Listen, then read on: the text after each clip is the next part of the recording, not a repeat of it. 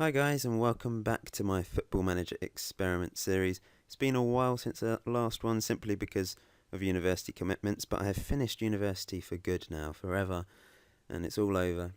And hopefully that means these experiments will be a bit more regular. I've got lots of ideas that I've come up with and you have come up with over the last couple of months.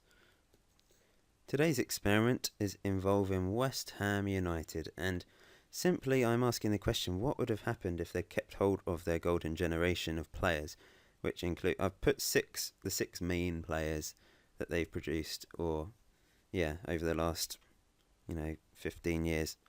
So we've got Glenn Johnson in there, Rio Ferdinand, Michael Carrick, Frank Lampard, and Defoe, and obviously you've got Joe Cole as well, who's in the team anyway. So those are the six sort of stars, the England stars that they produced. Obviously, it would have been better to do it a few years ago when people like Joe Cole were in their prime and Lampard was a bit younger. But we're going to have a go anyway and see how they do this season. I don't know what's going to go on with how they're going to register all the players because they've got a lot of players over the age of 21 now. So it'll be interesting to see who they leave out. Will they play Lampard and Ferdinand, as in the first team? I assume they will. And other people like Joe Cole, will they get mini games? And Michael Carrick, and it'd just be interesting to see how they play, who they play under Sam Allardyce.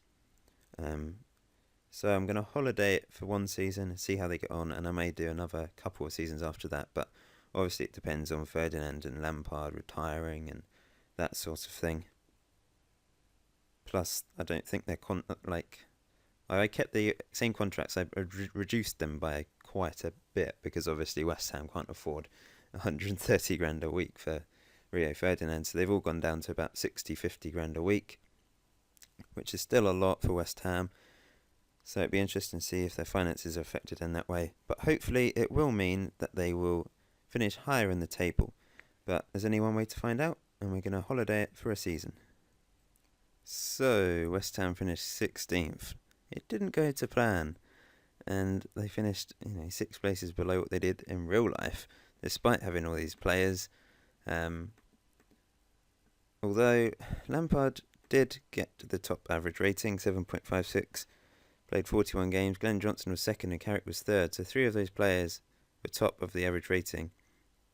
And then Rio Ferdinand was there with only 6.83. That's pretty poor. Goals-wise, Jermaine Defoe was top scorer with 13 goals. Lampard was second. But overall, it's just disappointing, really. Joe Cole only played 7 games. Who else is there? I think I know what the problem was, actually. Pogatetz played 32 games. What were they playing at? That's just dreadful. I don't know why they did that. It looks like they sold Winston Reid. Let's have a look at the transfers. Nope, they sold Colton Cole and Piquion went and Guy Demel went out on loan to Cardiff. So I'm assuming they stuck some players in the reserves. Let's have a look. Elou Diarra's in the reserves. As is James Tompkins, who's transferless. This is strange. James Tompkins on this game is absolute beast. He always seems to finish top of the average rating in the Premiership. Every single season he seems to do so well on this game. Winston Reid is there. I was blind first time. He played a few games. But yeah, very disappointing. Despite having these players. I guess if it was a few years ago they'd have done a lot better if they kept hold of their star players. But we'll go one more season and see how they do.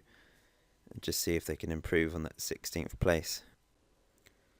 So, West Ham relegated in the second season. What happened to them? David Moyes manager as well. What was going on? Rio Ferdinand is the captain of West Ham. And average rating wise, Michael Carrick was top. Glenn Johnson in there, as was Joe Cole and Rio Ferdinand.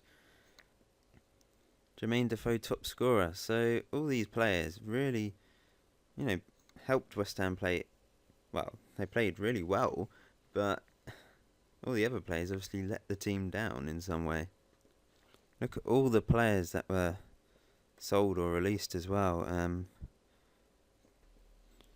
Frank Lampard moved to Everton on a free, so I wonder how he did. 9 assists and 3 goals. But yeah, the aging golden generation of West Ham did not help. In fact, they've done worse than in real life. I mean, are probably unlikely to get relegated next season. And it's just gone horribly wrong. Just terribly wrong, really. And, well, I guess it's just because they're all old. Michael Carrick played well this season, 32 years old. Ferdinand's obviously ancient.